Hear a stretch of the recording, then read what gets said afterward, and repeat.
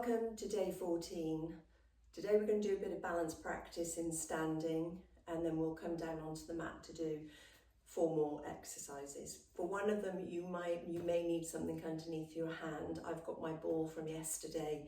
You could use a stack of blocks or a folded towel, that's fine. You may be able to get your hand on the floor and might not need anything, so that's good too. So I'll just put that to the side for now. Let's come up and standing, so make sure you're nicely warmed up. We're going to take a balance challenge. You can stand on a book or a block if you want to. Bring your hands to your pelvis, press into your right foot and let your left knee rise.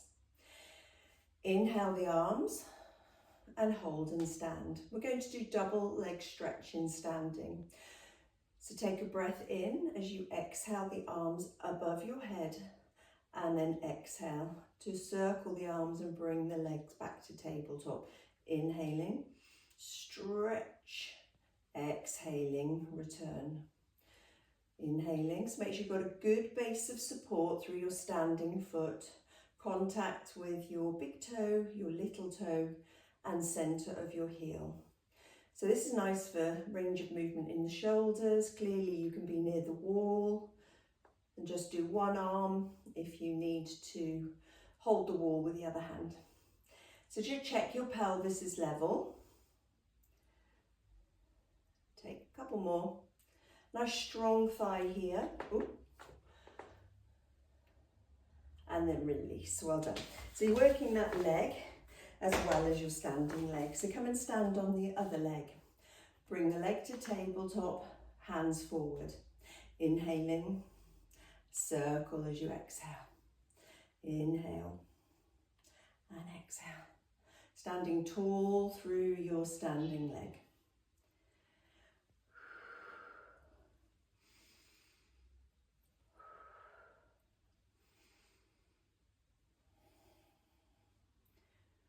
We get the arms going. You could do this with little hand weights if you wish to. A couple more. And 1. Well done. We're going to make our way down onto the floor. So come and lie.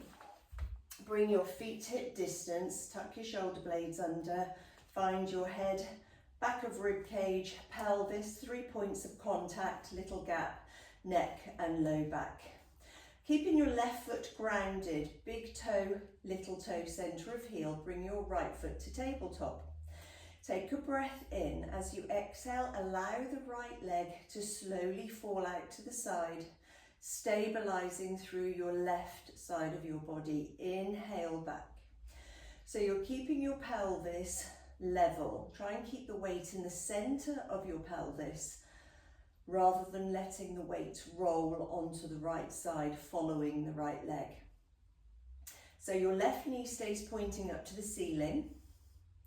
The further your leg falls out to the side, the more you need to ground down through the back of your left shoulder, back of your ribs, back of your pelvis, foot.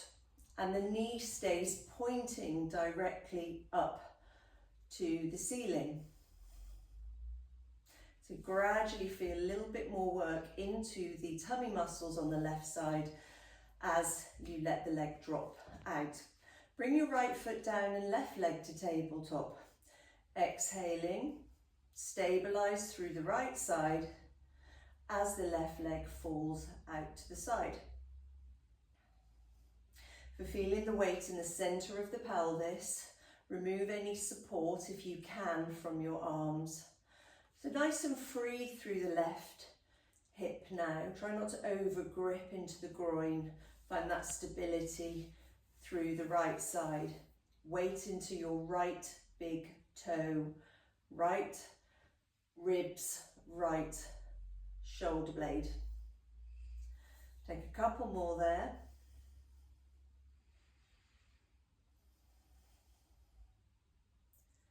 Bring both legs to tabletop and take the arms out wide.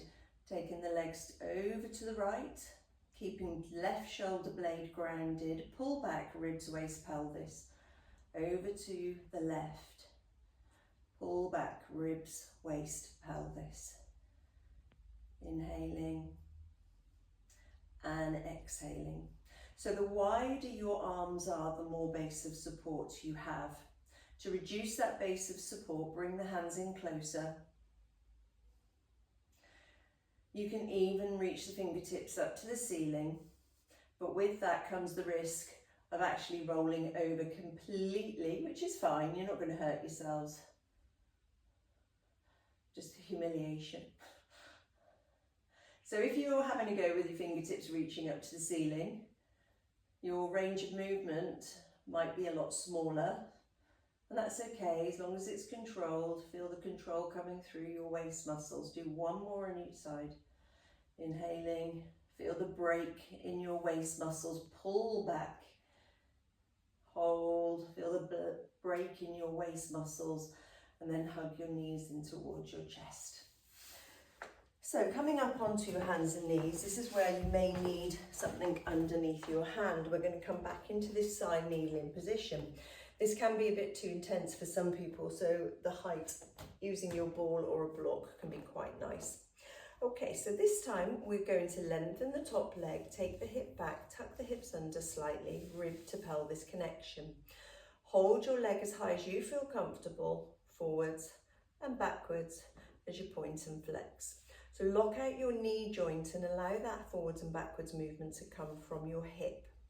Keep any movement into the pelvis, low back, upper body to an absolute minimum. Inhaling and exhaling. When you go back, see if you can feel that end of range. We don't have much hip extension, so there's no chance that that leg's going to go back as far as it comes forward. Your challenge is to keep your leg at that consistent height away from the floor. Take our little balance over to the other side. Extend your top leg and hold, pointing and flexing. Try not to let the knee joint bend, so keep the knee locked all the way back. Reach the toes, reach the head, relax the neck and shoulders. Try and get that leg parallel with the floor as best you can.